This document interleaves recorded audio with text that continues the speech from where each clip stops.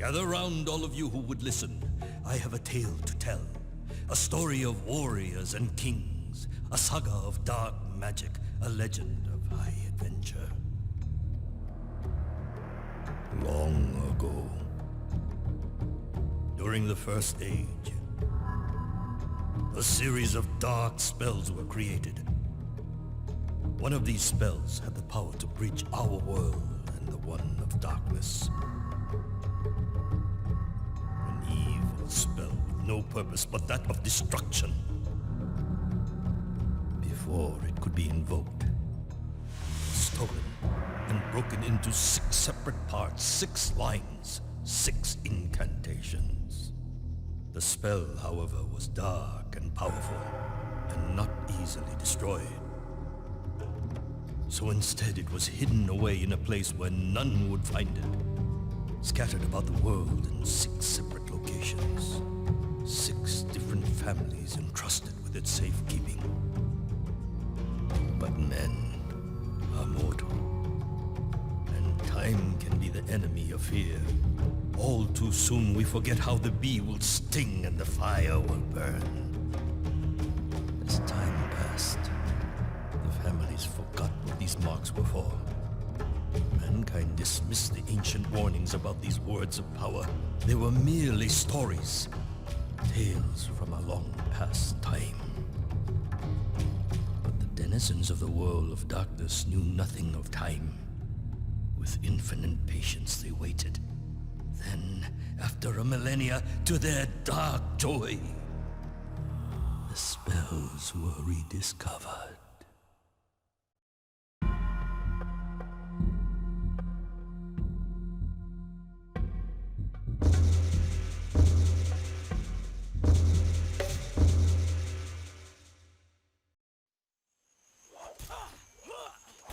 For years, my master had trained at the side of Baumusu, a noble warrior. He had become a fine swordsman, and his training was now almost complete. But why train if he was to stay in the safety of his home forever? My master was restless. It was time to move on, time to take his first step into manhood. His muscles yearned for action. His heart sought adventure. His sword craved combat.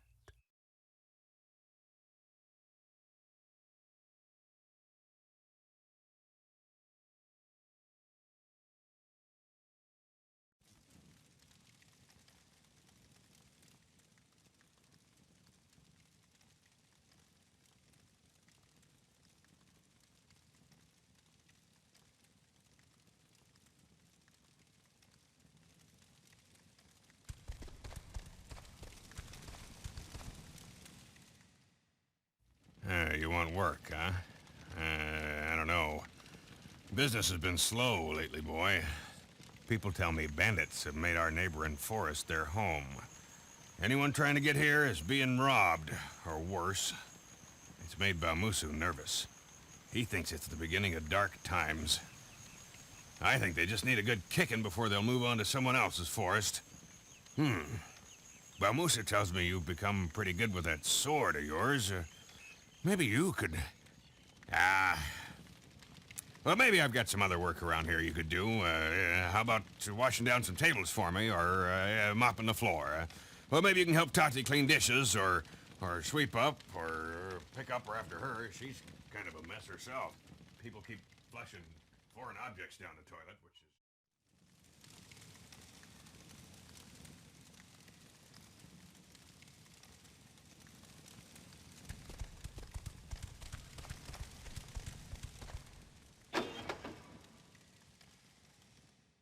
Cleaning the floor and washing dishes. Ha!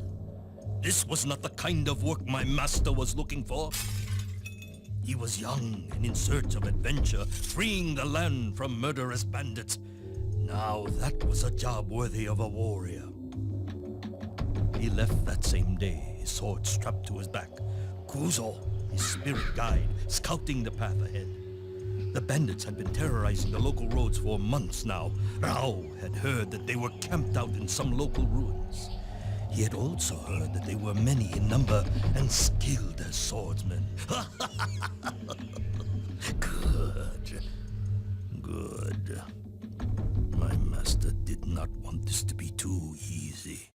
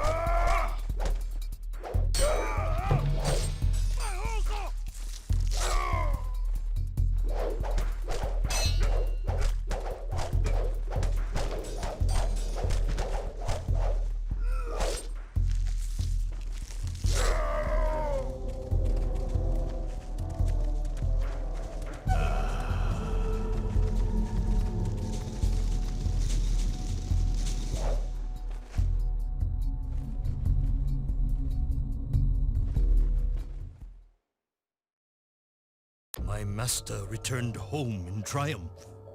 The neighboring forest had been cleared of bandits, and people were once more free to travel. The delighted innkeeper praised Rao's courage. He was a happy man. Soon business would return to normal. Weeks passed, and word of my master's skills as a swordsman spread far. Rao enjoyed his newfound fame. Though the stories were becoming a little exaggerated by his sister, who would recount them to anyone who would listen. Soon, Rao's mind began to drift once more in the hope of adventure. He would not have to wait long.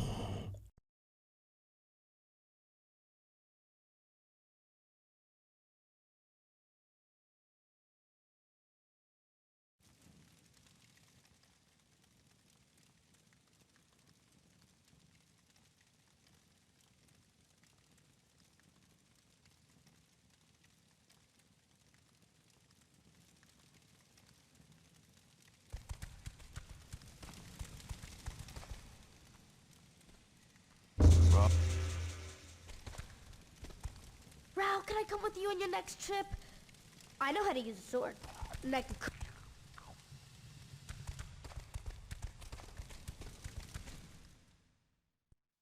Good day to you, sir.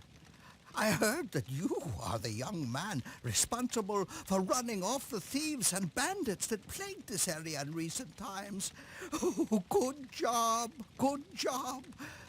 Allow me to introduce myself. I am Aruku, a cleric and guardian of sacred land east of here. At least I was. Recently, bandits, similar to the ones you so gracefully dispatched, beat me and threw me out of my home. I watched as they broke apart graves and ancient tombs, scattering the contents. I thought they were thieves looking for gold, and that once they found none, they would leave me in peace. But when they found what they were looking for, not gold, just a scroll of old leather, they did not leave. Sir, I am the custodian of this place, and have failed in my duty to protect it. Now all I want is my home back. Can you please help rid me of this menace? I have no money, no treasures to offer as payment, just the knowledge that this is a just cause, and the promise that the gods will favor any who come to my aid. I also have a bow, crafted by artisans many moons north of here, that I will gladly give you upon your return. It is not worth a great deal, but does fire far and true.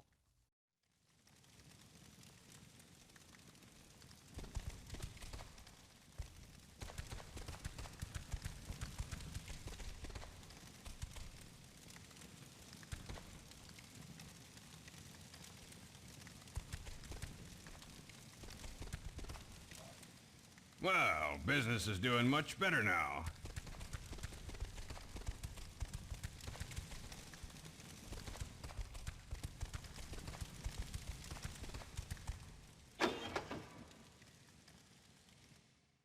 Someone in need had requested my master's help. His years of training at Baumusu's side were finally being put to good use. His heart swelled with pride. But who were these bandits the holy man had spoken of? Could they be from the same group he had just encountered? Mauruku had warned him that there were many bandits guarding his home, many more than he had just defeated in his last adventure. The cleric cautioned him to be careful. He would have to use stealth and silently dispatch as many enemies as possible. He thanked the gods that he had his spirit guide to show him the dangers that lay ahead.